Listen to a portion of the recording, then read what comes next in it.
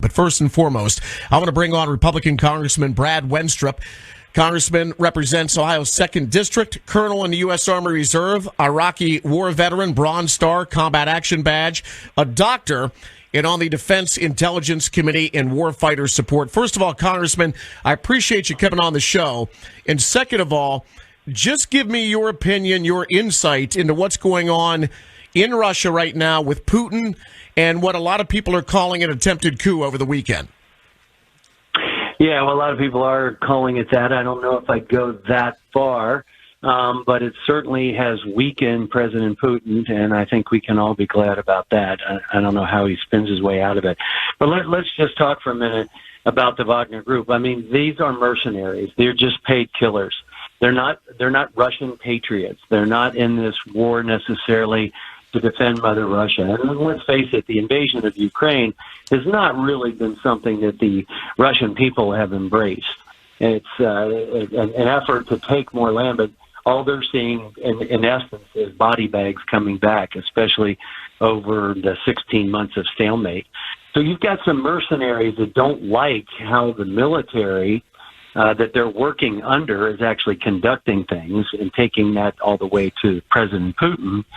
And so in some ways, they're acting like a union that has complaints that they want to take to the HR department. And the way they wanted to get to the HR department, in my mind, was to turn themselves around and march towards Moscow and take over some cities, which they really did without any resistance. And, you know, I will say that hopefully this is the beginning of the end of the war in Ukraine. We can all hope for that, I guess. Putin's been relying on conscripts, taking people out of prison, and mercenary forces. And that does not have the same morale and boost that it has, like we had, say, during World War II, where the whole country's behind you, and you're going to go do this thing for the sake of the next generation, for the sake of freedom. None of those components exist here.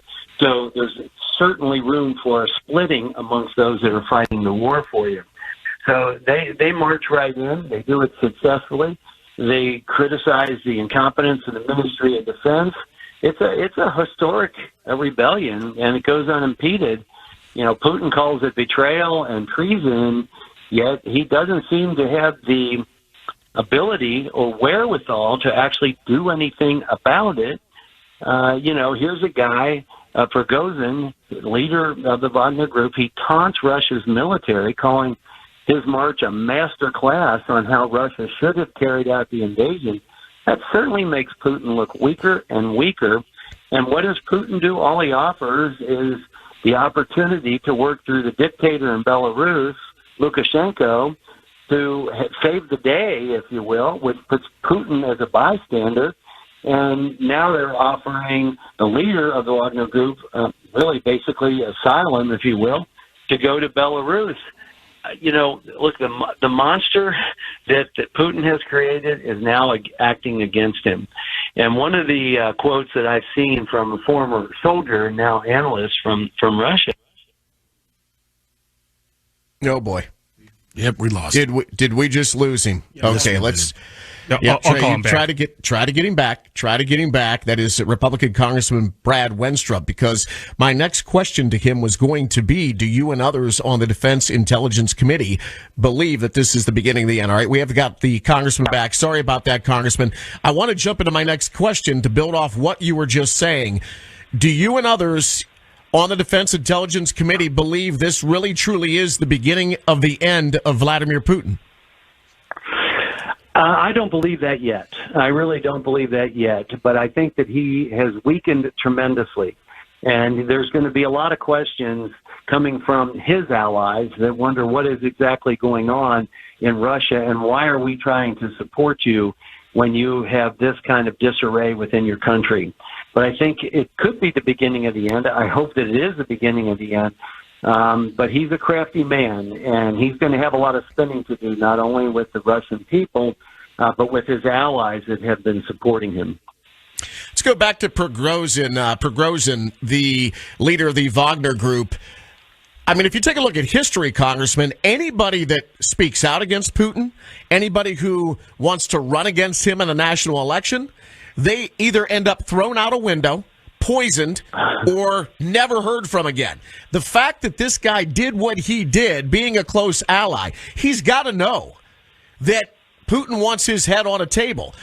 But the fact that he did this, knowing that, does that say a lot about maybe Putin slipping as far as his control on Russia goes? Well, I think there's slipping of control of Russia, but in particular, the Wagner Group. I mean, they're just hired hands. So they don't have the allegiance. You know, we think about our military where we take an oath to the Constitution and we're going to serve the commander-in-chief and follow the chain of command and everything else. These guys are independent. And I think that they know how to fight wars. And at least a war enough that's capable of defeating the Russian military if they want to. At least it looks like Prigozhin feels that way. And he's got to assume that Putin feels that he can do that too. And that's why Putin isn't saying, no, he said you're treasonous, but he's not doing anything except offering you exile in a neighboring country. That is not a sign of strength, and that is not a sign of confidence that you have control over everyone like he's been so used to. So this group, now that they're engaged in this war, and they've lost people too, they have decided they don't like how things are going. We're going to turn it around, and we're not afraid because we're not fighting for Mother Russia. We've been fighting for a paycheck. Talking right now to Republican Congressman Brad Wenstrup, represents Ohio's 2nd District, Colonel in the U.S. Army Reserve, Iraq War veteran, Bronze Star Combat Action Badge, and on the Defense Intelligence Committee. Congressman, what does this mean for the war in Ukraine? Does this mean that Russia is inevitably facing defeat? I would hope so. I really do. I mean, it's certainly got to inspire the Ukrainians, and they're the ones who have been inspired from the very beginning. When you talk about morale amongst your forces, I can tell you, as somebody who's been to war, it's a very important component on a day-to-day basis that your morale is high. The morale of the Russian army has been extremely weak, and the morale of the Ukrainians, because they are actually fighting for something, they're fighting for their children, they're fighting for the existence of their country. They're fighting for freedom. That's huge. And this is just one more addition to what Ukraine needs to boost their morale. And at the same time, it's a great opportunity for the United States and other allies of Ukraine, if you will, NATO members, etc., to use this as a psychological operation to not only deter and to demoralize the Russian troops that may still be loyal to Putin, but to the Russian people. And so there is definitely an opportunity here, but I don't think that we've seen the end of this whole story and the engagement of the Wagner rebellion, if you will. So we'll see how it plays out over time. I don't want to try to predict, but I don't think anything looks good for Putin right now, although I actually saw one supposed analyst that felt that he did this on purpose and that he orchestrated it, but I can't see how that just helps him in any way. I just said this yesterday, Congressman. I can't see that either. His ego is too big. Everything about Putin is strength. This shows incredible weakness, and even if it was some diabolical false flag sort of Russian attempt to do whatever, I don't think he's going to sacrifice his ego to do it. No, I don't either, and I don't think that the Ukrainians are going to sit there and say, it looks like he's running away, he'll run away. No, they're going to be prepared to be even more offensive towards the Russian military that remains, especially when he sees the Wagner Group going in the opposite direction. So I think it's inspirational to the other side, whether he likes it or not, and it certainly can't help him anytime more body bags are coming back home for a war that I think most Russian people don't understand why they're doing it. Congressman, before I let you go, I want to ask you, I talked about how obviously you represent Ohio's 2nd District. You're a colonel in the U.S. Army Reserve. You're a combat veteran, Iraqi war. You're also a doctor. And I want to take you back to June 14th of 2017. You were practicing for the annual congressional baseball game when shots rang out. 66-year-old left-wing activist James Hodgkinson came there to kill conservatives. You were there. You tended to Steve Scalise, who was fighting for his life after being shot by Hodgkinson. Where were you when you first heard the shots ring out and you realized what was happening?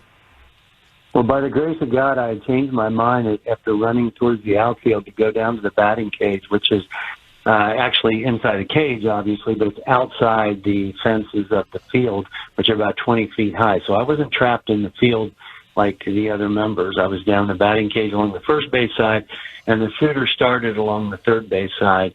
So God put me in a position where I could see the shooter, I could see Steve Scalise's detail respond. And by the way, if Steve wasn't there, this guy easily kills 20 to 30 members of Congress and their staffers.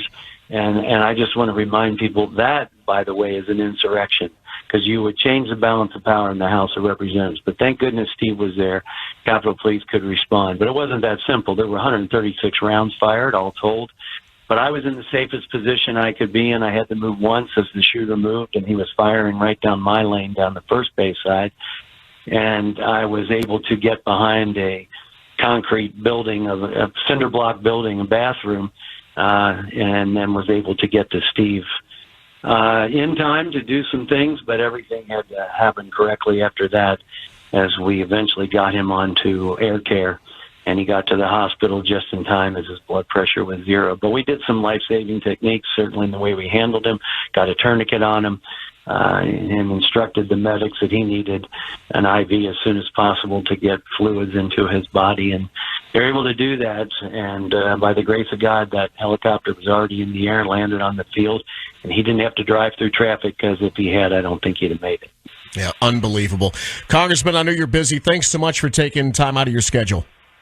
Yeah, my pleasure. You take care. Thank you. All right. That is Republican Congressman Brad Wenstrup, who I got to meet in Washington, D.C. last year. Carmen, you were there. We got to meet Brad when we were with a couple of other congressmen having dinner. We were there for the FAIR event, Radio Row, Federation for American Immigration Reform, and in meeting Congressman Wenstrup there, talking to him, hearing his story, we realized that he would be a vital part of this show, whether it's on intelligence, Iraqi war, what have you. I mean, the guy's been there, done that. I'll tell you one thing. One of the most accomplished men or people I've ever met in my life, shy of Senator Glenn, John Glenn. I mean, Congressman Wenstrup, being a surgeon overseas, and he was at Abu Ghraib and spent an extended period at Abu Ghraib. Just a hell of a patriot, a hell of an American. Absolutely. I couldn't